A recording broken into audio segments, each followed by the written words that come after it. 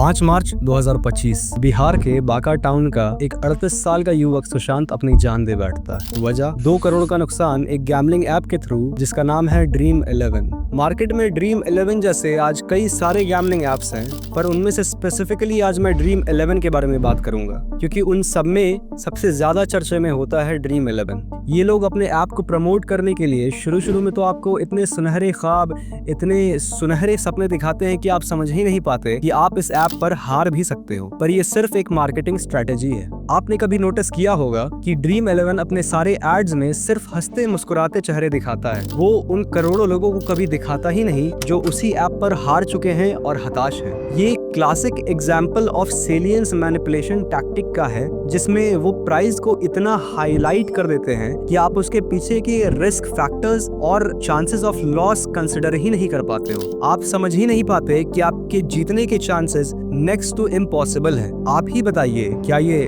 Fair है? आपको मैं एक एग्जाम्पल से समझाना चाहूंगा कि आपके जीतने के चांसेस ड्रीम 11 पर कितने ज्यादा हैं। अभी ड्रीम 11 पर एक कॉन्टेस्ट चल रहा है जिसका ओवरऑल वैल्यूएशन है 45 करोड़ और उसमें पहला प्राइज आई गेस है 4 करोड़। उसमें टोटल पार्टिसिपेंट्स 1.3 करोड़ है और उसका एंट्री फीस सिर्फ 49 रुपीज है। अगर आप इन सबको कैलकुलेट करते हैं तो आपके जीतने के चांसेस सिर्फ 0.00076% बनते हैं। हमारे देश में IAS बनने के चांसेस इससे कई ज्यादा हैं।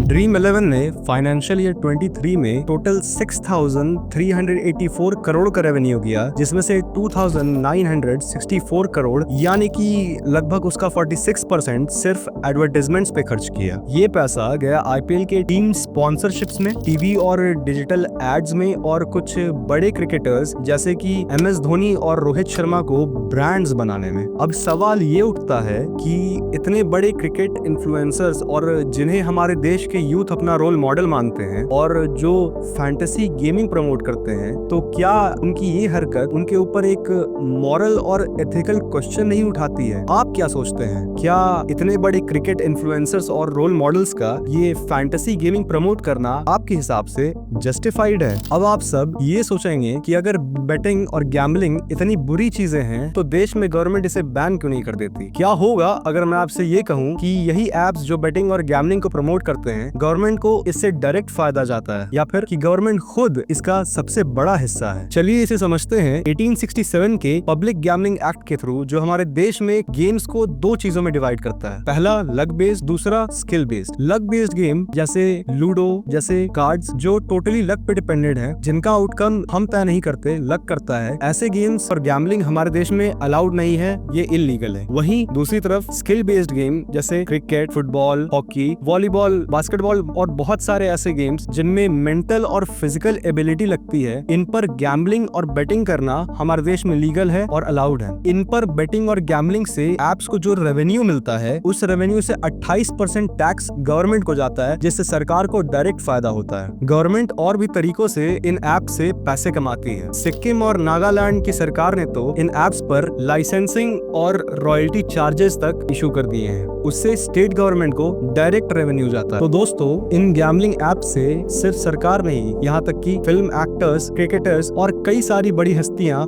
पैसा कमा रही हैं। और क्या आपको लगता है ये पैसे कहाँ से आ रहे हैं? ये पैसे हमारे और आपके जेब से जा रहे हैं, जो हम इन ऐप्स पर लगाते हैं। जब सरकार खुद इनसे इतने पैसे कमा रही है, तो क्या लगता है आपको सरकार इसे बैन करेगी? बिल्कुल भी नहीं। तो दोस्तों, ये पूरे बेटिंग और गैम्बलिंग के मॉडल से हम ये देख सकते हैं कि सिर्फ ड्रीम 11 नहीं, बल्कि कई सारे क्रिकेटर्स, फिल्म स्टार्स और यहाँ तक कि हमारी सरकार भी इससे पैसे कमा रही है और इसका फायदा उठा रही है।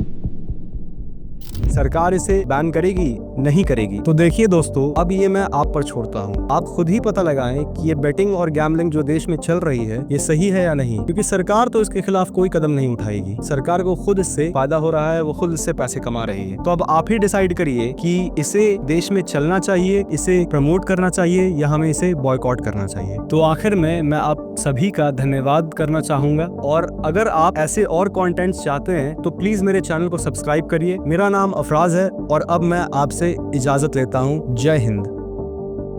अगर आपको हमारा ड्रीम 11 पर वीडियो पसंद आया तो ये वाला वीडियो भी जरूर चेकआउट करें दोस्तों।